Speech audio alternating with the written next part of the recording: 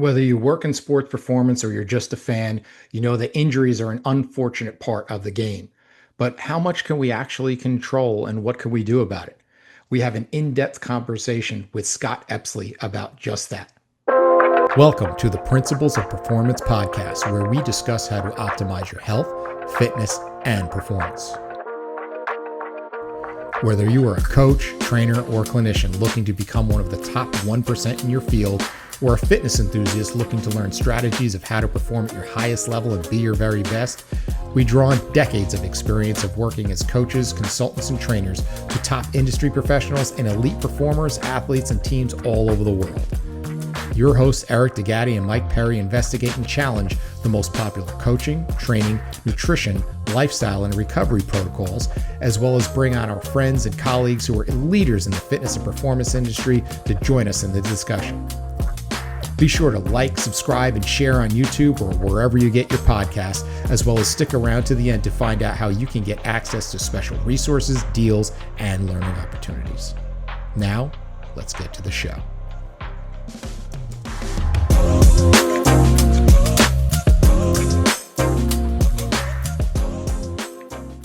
And away we go. Here we are with the Principles of Performance podcast. I'm your host, Eric DeGatti, along with my friend and co-host, Mike Perry.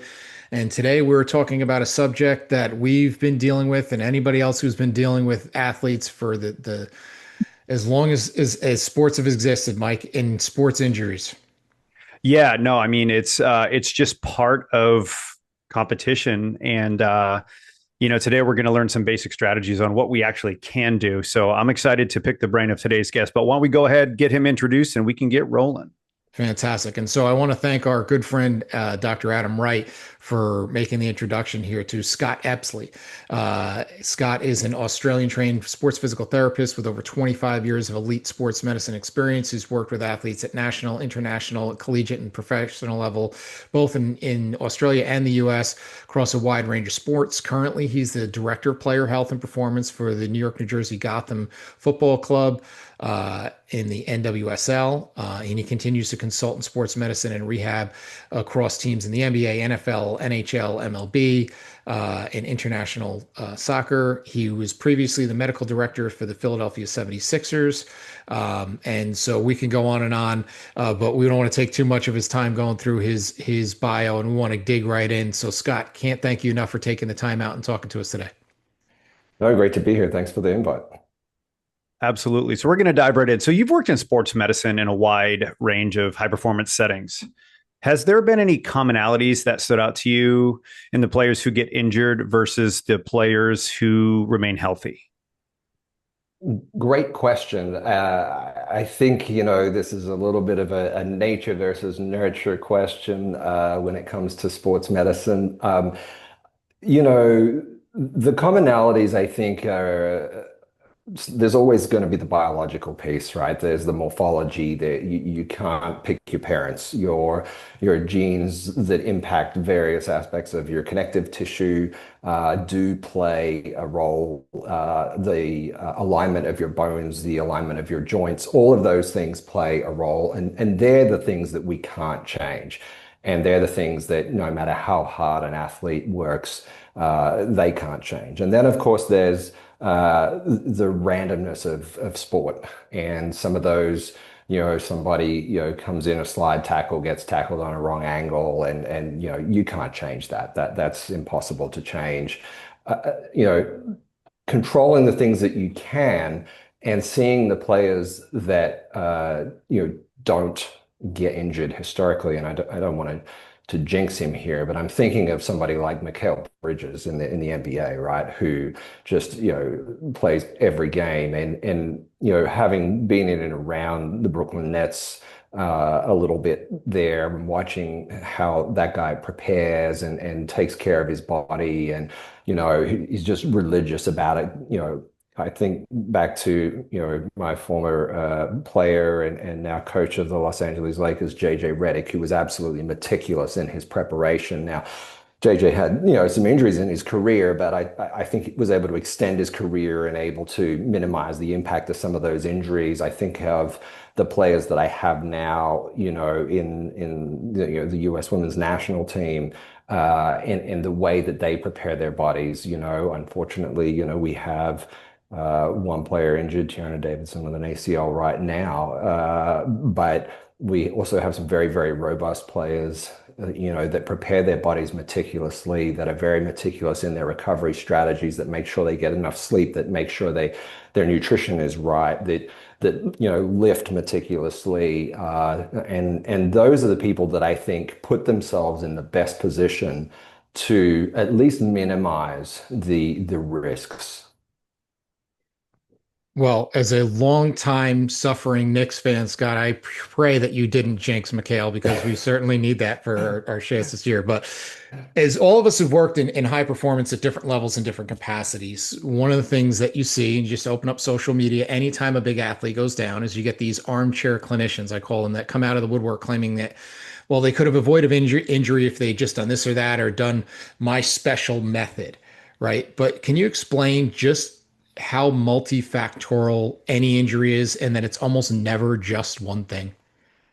Yeah, this is probably my biggest bugbear, especially as a medical director or performance director in elite sport, is dealing with those claims. But I was privy to the writing of a paper group at FC Barcelona, and my former boss, who's now at the Washington Wizards, asked me to kind of help edit this paper, and it was on the multi-systems theory in kind of injury risk in professional sport.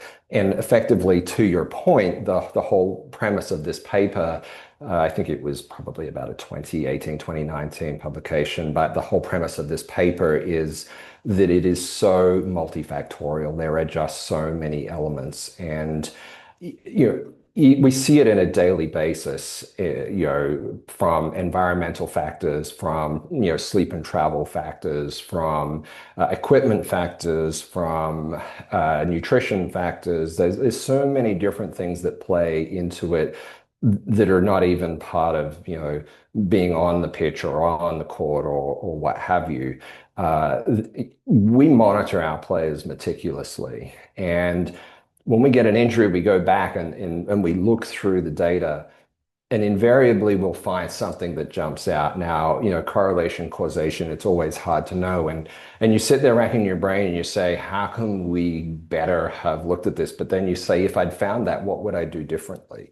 And how would that have potentially changed the outcome? Is there anything I really could have done that would have changed that dramatically? And I think to pin it down to biomechanics, I always say that biomechanics is, so 80s and 90s, right? We've done so many biomechanical studies. If it was all biomechanics, we would have figured it out by now, and we haven't figured it out because there's just so many pieces of the puzzle. There's the cognitive load, there's the stressors, there's the impact on the immune system from stress and how that impacts tissue directly.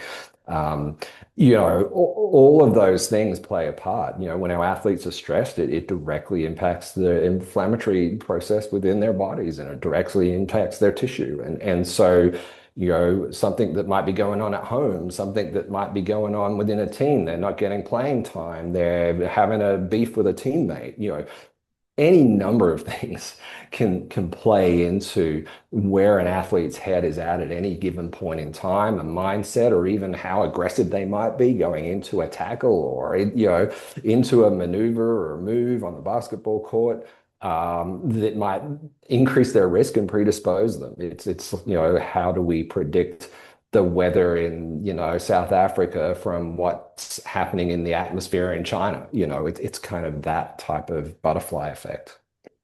And we continue to dissect this whole thing, Scott. I think we have to break off certain things as just as much as those social media armchair clinicians will make you nuts. It's also, the guy who calls in sports radio and says, well, back in my day, we didn't have these injuries, to say the modern athlete can't be compared to the athlete even 25 years ago because it's a completely different environment that they're in and a different set of stressors, to your point. So from a time period, why do we have these injuries now versus why do we have those injuries previously, is we have to take that into context first when we dissect this thing. Yeah, I think, probably the biggest thing that jumps out to me there, right, is the social media stressors. which are real and very significant and very, very present. I think that the things like, let's take professional football, there's always another tournament coming in, we're finding that in the women's game, as the women's game's expanding, and all of a sudden now we've got these two extra tournaments on top of an NWSL season that we're trying to manage, and now it's a 12-month a year thing. There's those elements. The NBA has now got summer league, and then there's all these little pop-up kind of runs that happen in gyms all over the country that agents and guys, workout guys, organize for NBA players over the summer, which is great because it helps them prepare for the season. But then, making sure that people are getting their downtime, their recovery time as well, and so I think those sorts of pressures add to this now. There's just, everybody's just all go 12 months a year, and it wasn't like that previously. You had your time. The other dividing line I want to create for us here is to understand the difference of how we talk about what's happening in the situations you're referring to in elite sport versus everybody else at the amateur, collegiate, high school, and youth level. So let's stick with the high level first and talk about, you mentioned earlier, we need to try to control the controllables, but almost just to your point that you just said, Scott, there's so many things that aren't within someone who's in your role that they can control, because the modern professional athlete has got all their own personal team working with them, whether it's their own personal concierge PT, strength coach, massage therapist, acupuncturist, and all these people that are getting their hands on them in addition to what you're doing. And so now it's hard to monitor all that workload and put it into a calculable, solution to try to figure out what can we do differently. That is another complicating piece, and there's so many little things to dig into there. It's too much, obviously, just for this conversation, but then you're coming down to data, and whose data is that, and how accessible can that be, and is the athlete, it's their data, it's their information. Are they willing to share that if they're doing additional work outside of what we're doing? And then how collaborative is the team with their individual group, and making sure that there's a good relationship there across those lines. And some teams, I think, do that better than others. And I think that, the best approach is always to kind of bring those people close and to embrace it, because it's not going away. It's going to become more prolific. And I think, we've had historically very good relationships with those sorts of people, and I think you just make sure that you embrace that, and then that you get more of a collaboration and a cooperation to get the best information. But there's no telling a guy who is coming back at the gym at 8, 9, 11 o'clock at night, and putting shots up or what have you, and you just don't have visibility on that, or a player that's doing an extra workout session in their home gym, or whatever that may be. And to your point, even at our level, I would say probably all of our internationals at least have somebody outside of the team that they're working with. And so it's our job to really collaborate with them. And then there's even restrictions within the individual sports and leagues, what data you can have access to. Like I remember I did worked in consulting in the NFL for a lot of years, and we had an injury expert come in who was involved in Australian rugby, and talked about, where's your in-game data so we can look at some of the stuff. And our medical director says, well, we're not allowed to get that. We can't track in-game data. And so that changes a lot of how what you're allowed to work with. What you can do with the data is only as good as how much data you have access to. Yeah, there's that. And then there's also the research piece, right? So, in the NBA, we do a lot of research in the G League because we're not allowed to study our NBA players with respect to certain things. And I mean, there is a process to go through to be able to do that, but it's fairly arduous. And so, we use these surrogate leagues, or these, as proxies for for what we're trying to get, the information that we're trying to get. So there's that piece as well. How do you, even if you have the data, how do you have the research to then better interpret the data? So it is complex. Okay, so now let's shift gears. Let's go down talking about this relatively epidemic, dramatic rise you've seen in sports injuries at the lower levels, at the everything from the collegiate to down to the youth level. And two significant factors, and we'll take them one bite at a time because they're pretty big bites, is first the role of early specialization and accumulated over competing. Yeah, I do think that this is a really big factor. You know, even if I just look outside, even if I just kind of, walk down the street, go by the local park, kids these days, they don't just play. So even forget sport, just climbing trees and riding bikes and playing Red Rover or tag or whatever, like all of these things that are just play, they develop movement qualities and they develop, these capacities from a movement familiarity standpoint that I don't see we're getting at the same level. So the things that we're getting is organized movement, within this context of a sport in particular. And I've lived in various different parts of the United States, and from just outside of Washington D.C. and the kind of Alexandria Arlington area where my home is, and then here out in New Jersey, outside of New York, and have family here. And there's so much organized sport. I remember when my kids were little and we first moved here from Australia, the neighbors' kids couldn't play on the weekend because they had to go to lacrosse and then they had to go to football and then they had to go to track. And my kids were like, I got no one to play with that. And I think we just taking it all the way back to that, and then building from there, not even just talking about, early specialization in one sport, but just random play and the development of these capacities as human beings. And then I think we go to the early specialization, which is a problem. I come back to, you mentioned rugby before in Australia, right? And I come back to Rod McQueen, who was a famous Australian rugby coach back in the day when Australia was any good at rugby, and it kills me, but we used to be good once for those people who weren't alive then. One of the things that Rod McQueen did, and he talks about it in his book, is they played softball. They played, different sports within the rugby training context to develop these different movement qualities. And, that really stood out to me as a young practitioner reading his book. I think having, different cognitive capacities, hand-eye coordination, again, change of direction, movement capacities, all of those things,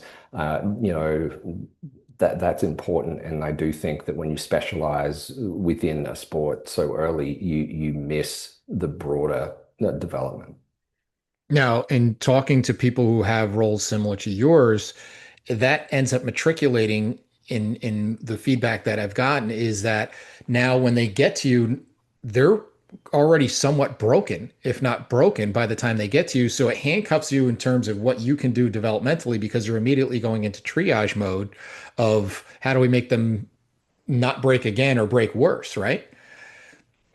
Yeah, there's that piece of it. And then there's the piece of, and we used to see this a lot in college, go back to my days at Georgetown, but we still see it now as well. Of we need to be able to train the athlete at a certain level, at the professional level, or even at the collegiate level, in order to help minimize those injury risks. And they may not have the movement capacity to actually squat properly.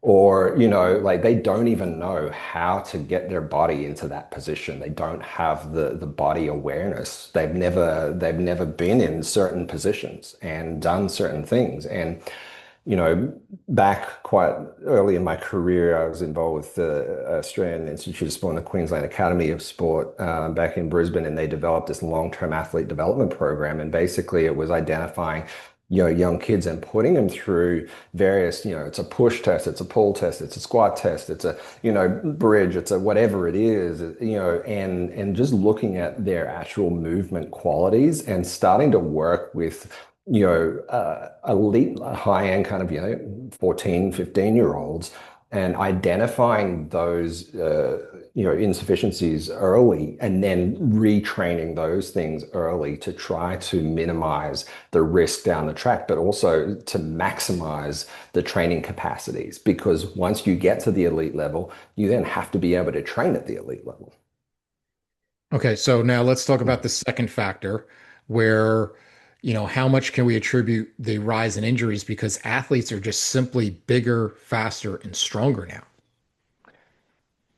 Yeah, I honestly don't know what I think about this. I really, I think, I see this always, whenever the injury epidemic kind of is highlighted, that this is why.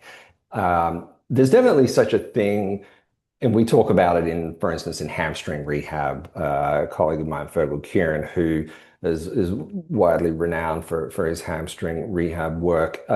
He talks about it. You see it online. Like, can you be too strong? And the answer is probably, on some level, yes. You probably can be too strong, where you maybe lose some of the other capacities of the tissue, the elastic capacities of the tissue, and pliability in various positions and things like that you also want to train. Is that why we're seeing all of these injuries? Are we just exceeding certain capacities of the tissue as our training practices and kind of, we've almost outsmarted ourselves, gotten too clever, and now we're doing all of these things to try to, optimize, hypertrophy and strength and power and et cetera, et cetera.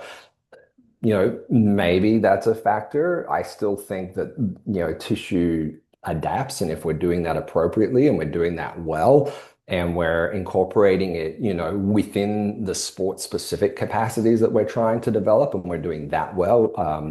I just listened to Jonas Dudu on Martin Boucher's podcast just in the car this morning going to work, and he's talking about sprint training in elite football players, soccer players in the UK, and he's saying you have to incorporate it. It's not like training an Olympic sprinter. You have to incorporate it into the sport specific context, or it doesn't really transfer. It doesn't really carry over. And I think just making sure that we're doing those pieces and doing those pieces well. But I'm not completely 100% convinced that we're just bigger, faster, stronger, and that's why we're getting all the injuries. I think it might be more complex than that. What if your clients never left? The Forever Client Formula Challenge is a free 3-day experience for fitness pros who are tired of chasing leads and want to build a business with loyal, long-term clients. You'll learn the exact blueprint of the top 1% of coaches so you can create programs that get results, build deep trust, and keep clients coming back for more. If you're serious about coaching as a career and not just a side hustle, this is your next step. Spots are limited. Join us now at foreverclientformula.com. And now back to the show.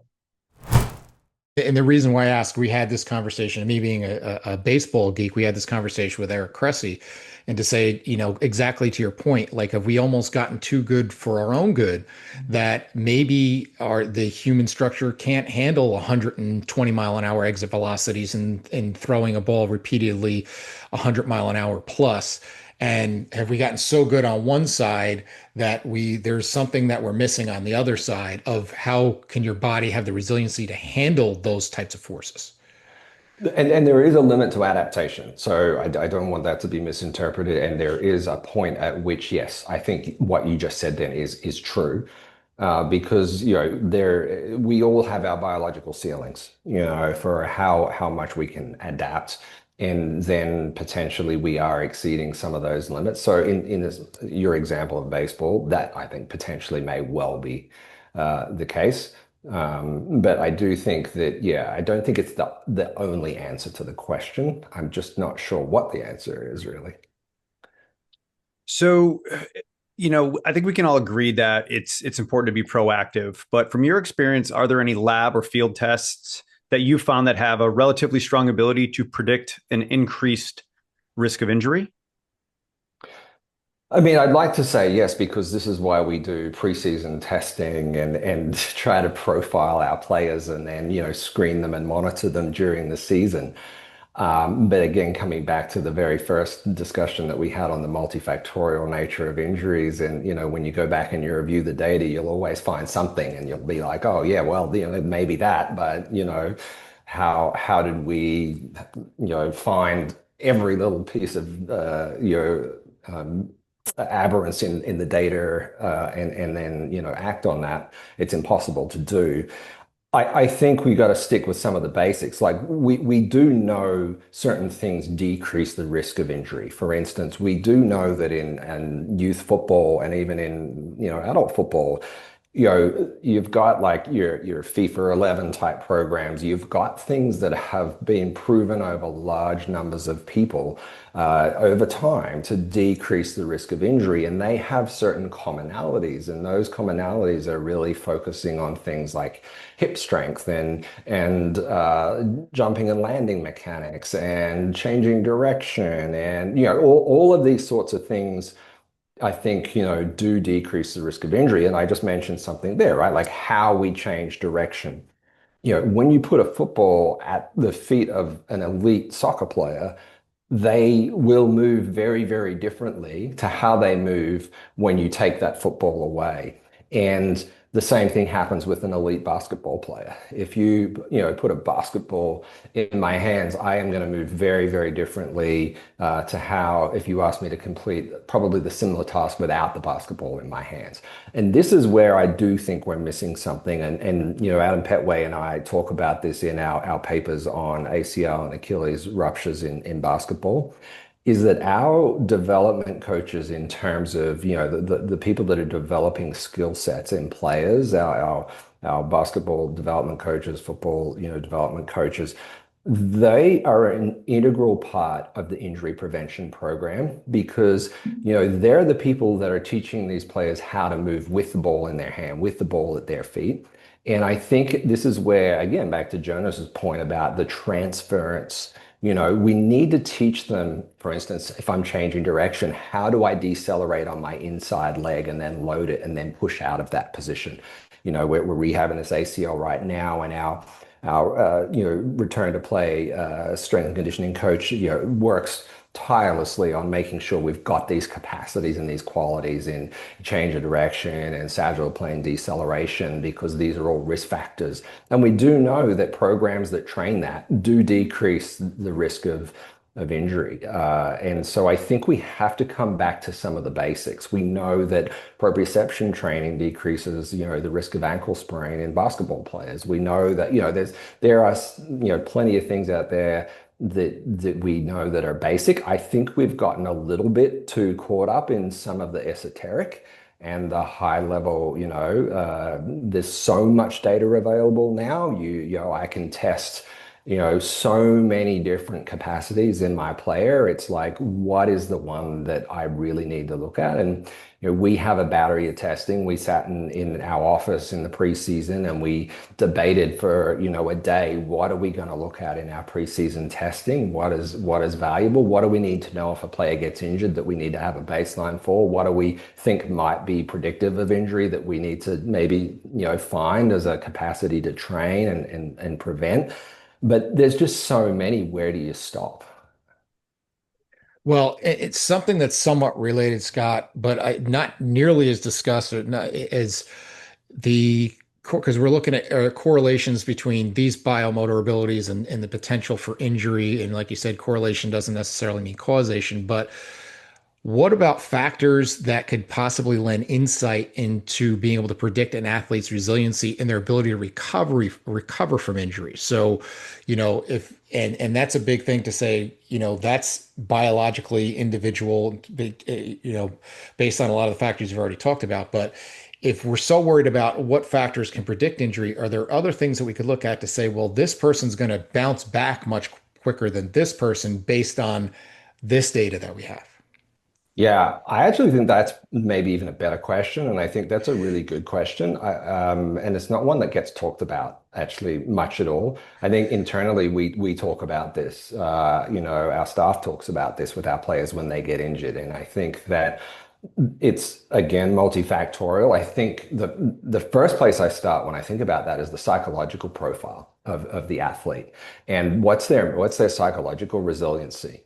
We talked about, the sort of, neuroendocrine system and the effect of, the psychology on the tissue healing capacity.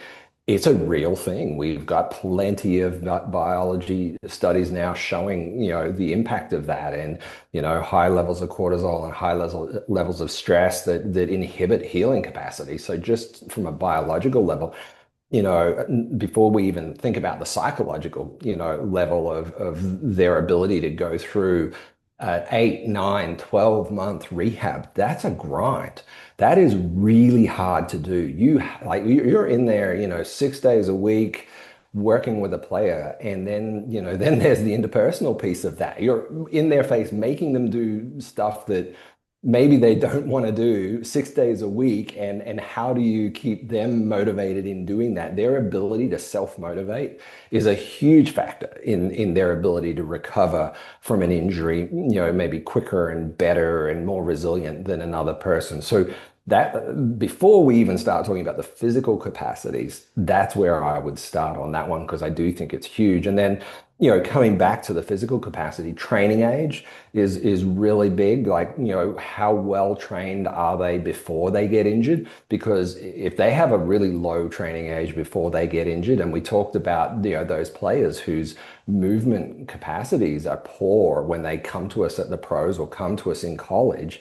If you can't, squat or deadlift or, split squat or, do a good plyometric jump, and that's a huge part of your recovery and rehabilitation.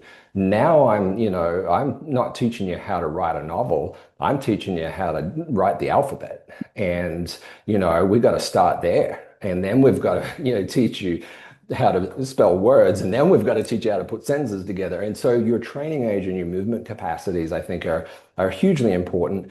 And then part of that is, if you've trained well, then you have good, again, from a biological level, and we've seen this, there's multiple studies showing, and there's another one that I read the other week, and I don't remember the exact chemical that they were looking at within muscles, but if you trained as a young person, adolescent, young adult, and then you get an office job and you're sedentary and you're sitting at your desk, and then you pick up training, your ability to adapt because of the kind of epigenetic changes within your system is much quicker than somebody who's been a couch potato their whole life and then, has an epiphany at 50 and says, I want to get out and train. And the same thing, of course, for the adaptability of your tendons, your bone.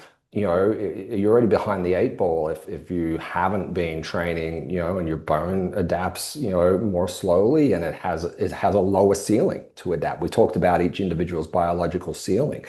By training younger, you raise your biological ceiling. So your capacity for adapting is higher than the individual who never trained. And by the time they're in their 30s, that they will not be able to get there. You can't increase your peak bone mineral content later in life. You can only reach the ceiling that you reached when you were younger. There's no way to change that. It's preset then. So, training, age and how you train when you were younger, I think is a massive factor in your ability to return. And I'm glad you brought up the psychological aspects, and hopefully he's going to listen and be smiling at this point. But Adam talking about, those factors of the loneliness of rehab and the detachment from the team that you've been part of, and loss of identity that then goes with that you were always, this special thing, and now that you're not anymore. And then there's the trust factor. And we had Luke Bongiorno on our podcast, and we talked about exactly that, of like, do you trust this now? Are you really like physiologically, biologically, structurally, you have every dynamic we need for you to be able to go back on the court, on the pitch. But do you believe it? Do you think you're 100%? Really believe you're 100%? And that's a tough factor to deal with that really isn't our wheelhouse. Yeah, actually, so I had Luke in mind. Luke is a very good friend of mine, and I had Luke in mind when I was talking about the neuroendocrine system. So if Luke's listening, this is all your work, mate. But yeah, so no, it's something that's where your mental performance coaches, your sports psychologists, they're an integral part of the rehab team. Every time we've hired a mental performance coach in teams that I've worked in, there's always this push-pull between where do they fit, and I'm always the first one to be like, well, I need them in rehab. Like they're part of our rehab team.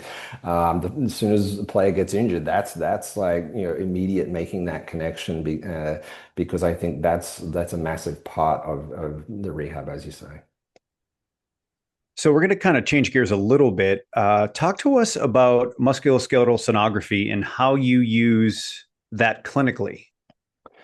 Yeah, lots of different ways. I break it down into some different buckets here. The first one is just using it diagnostically, right? That's just looking at tissue disruption, tissue pathology, and that's the most obvious way everybody thinks about that.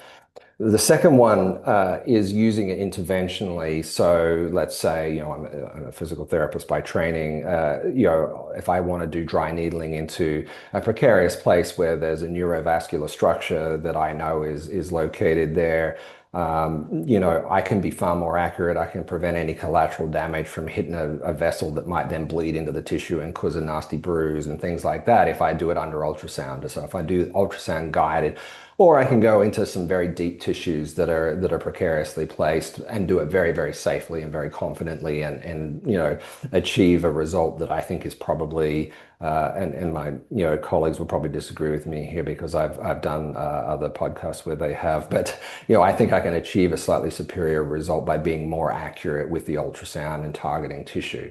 And then there's the screening piece, as it were, and this is where we get into some of the different ultrasound technologies. It's not just grayscale imaging where we're just looking at the picture, but we're getting into things like shear wave elastography, which looks at the stiffness of the tissue, something that we're studying in the MBA right now, and we've got a paper about to come out about our work in the G League on that. And we're looking at things like ultrasound tissue characterization, or UTC, that again looks at the structure of the tendon and the stability of the collagen fibrils and the actual fascicles within the tendon. And so, that's where kind of you get into the screening. The problem with screening and using ultrasound for screening is knowing how to interpret what you see.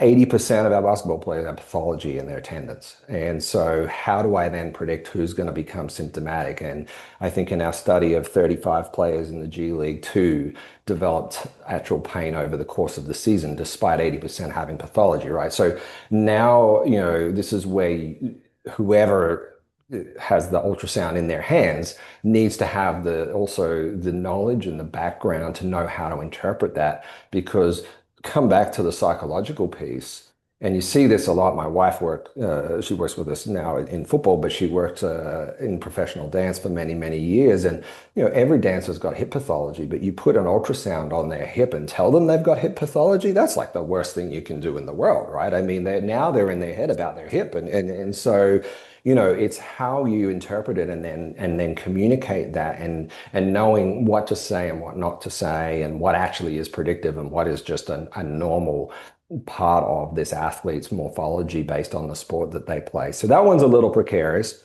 And then the final one, the fourth bucket, is injury monitoring and tissue healing monitoring. And that's one that, ultrasound is actually really good for bone, and people don't know a lot about that, but I've published a paper with a group out of UPenn on that and talked a lot about how I monitor bone healing. But what I've been able to do since I've been at Gotham is track all of our soft tissue injuries. Basketball, you don't get that many. Football is a lot more, quads, calves, hamstrings than basketball. Basketball, you might get a hamstring a year. So I've just, unfortunately, by the nature of the sport, been able to do this now. And there's not many people that have done this globally with ultrasound. They've done it with MRI. A group out of FC Barcelona, again, Carlos Pedro has done a lot of work on this in his group.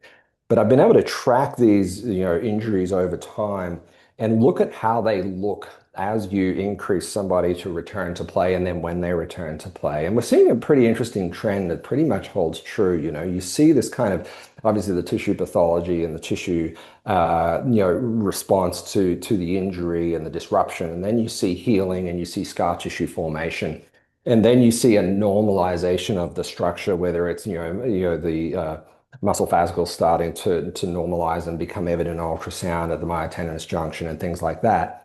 But when you return them back and you start putting them back into team training, what we're seeing almost consistently across the board is then you start to see a little bit of a shift. There's a little bit of maybe like probably like fluid start to develop around that scar tissue, and it doesn't look quite as beautiful as it did when you were just loading them in the gym. And then when they get returned to play, it doesn't look perfect either. And yet their physical capacities are really, really high, and they're great, and they're safe to return to play. So, being able to track that and know what normal looks like and know what a normal progression looks like, I think is also really important. And we can, look at our players and be like, you're in a safe zone here, or oh, maybe we're overdoing it a little bit. This looks a little bit more than what I'd like to see at this phase of your rehab. So those are the 4 ways that I use ultrasound. All right, so let's keep going, talking a little bit about soft tissue injuries. And something that's gotten more attention recently is the importance of training for rapid deceleration and its potential role in decreasing injuries. And especially when we talk about pathologies, like you mentioned, hamstring injuries before. So how is that something that we can, give its proper due, and then something we can actually test and monitor, track, and train? Yeah, I think again, obviously Damien Harper and also my colleague Adam Petway, who I've co-authored with a lot. Those guys are experts in this space and certainly go-tos for this type of thing. I think our pitch-based return to play coach at Gotham does a phenomenal job in this space as well, Eric Gorman. And so it's really. You look at our work on the ACL injury and the deceleration element in the NBA of certain moves, a pro op will come into a jump stop, and the impact of that, and then the risk to ACLs. You mentioned hamstring injury as well. It is very, very important to come right back to the start. I think that we are very wise and prudent to be starting to really look at how we train this. This previous work identifying, for instance, the rate of knee flexion to hip flexion in decelerating is a factor in ACL injury, right? And so when that gets kind of out of whack, and people are either leaning back in a lean back position or collapsing forward in that position, those are 2 areas. So teaching people how to decelerate and, having the trunk control and having those sorts of things, as well as just also having the strength in the tissue that you need to decelerate as well.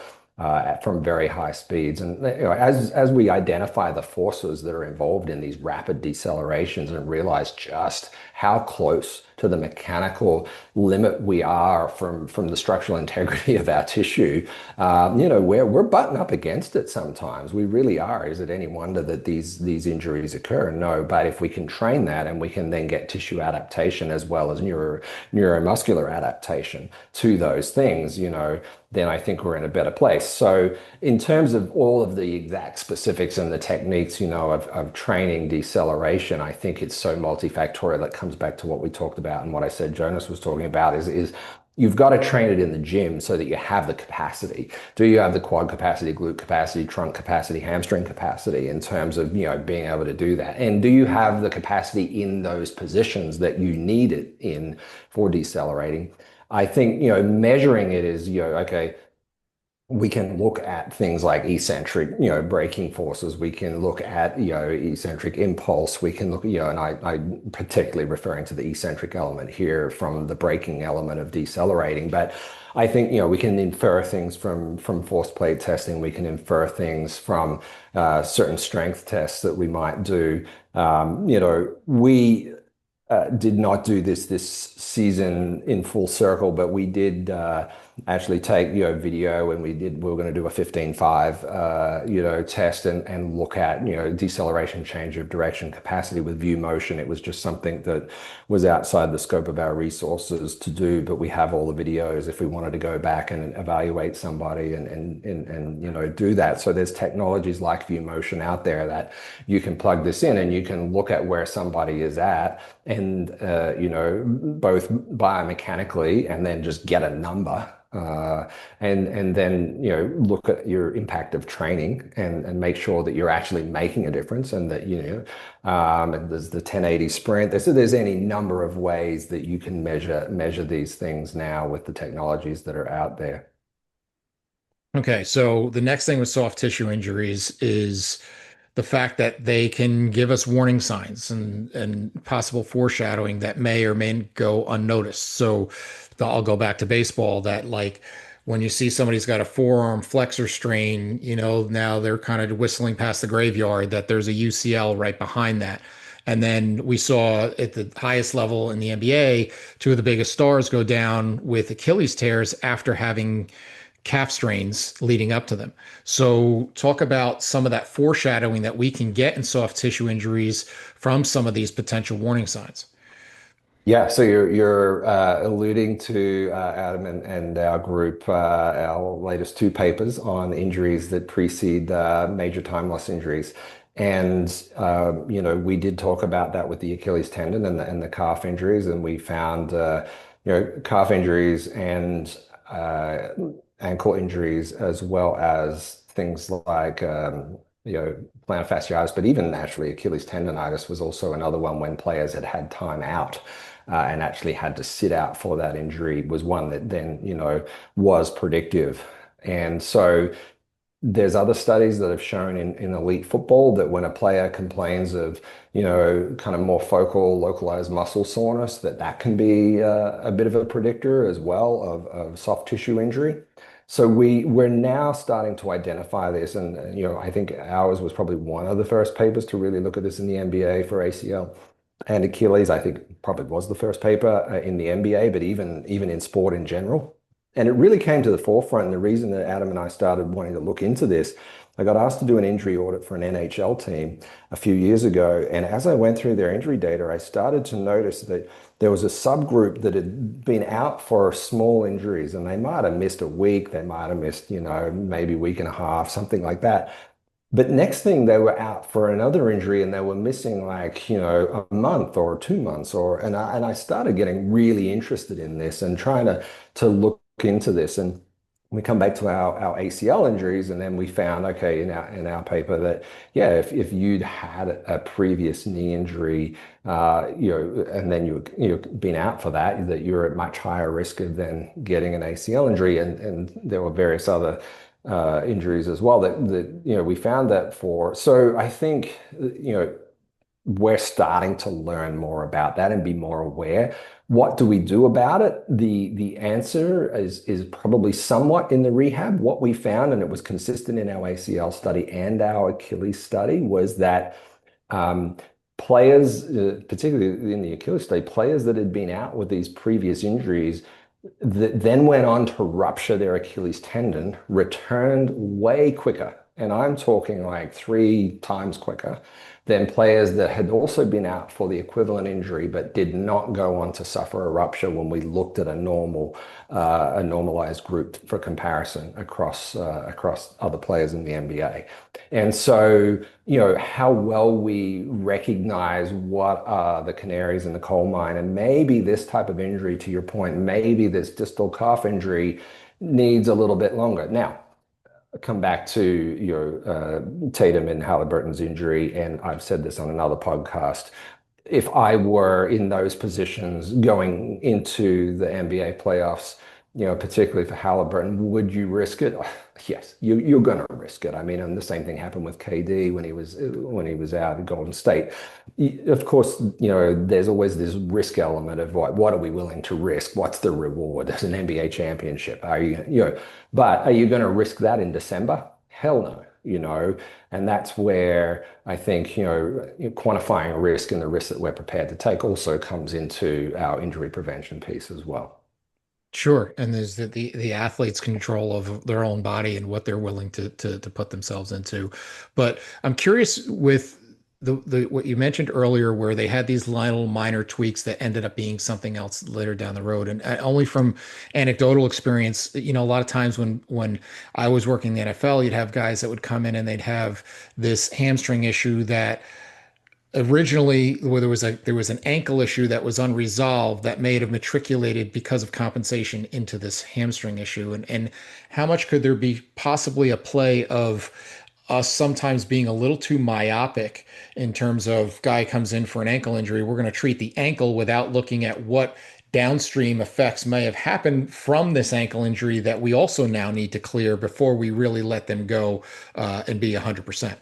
100% right. I mean, we're finding it in soccer because soccer is a new sport for me, relatively speaking, compared to basketball. But, we've always said in basketball, if you see an ankle, look at the opposite hip, because that's kind of where you often see this crossover. And I'm seeing the same thing in soccer. And so to your point, yes, I think there's always those elements to look at.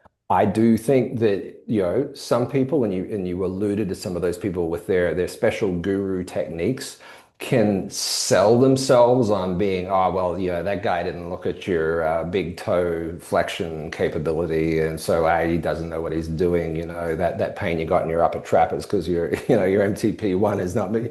And I mean, I'm being facetious, but there are people out there that talk like that, unfortunately.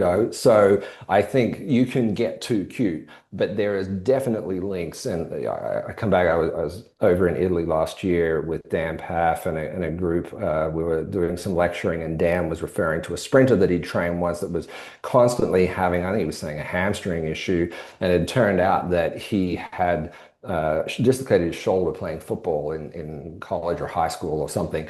And they eventually noticed that he didn't have shoulder extension in the drive phase. And so, of course, he was, that was then rotating his trunk, and that was then overloading his hamstring. And until they fixed the shoulder, he just kept having these recurrent hamstring problems.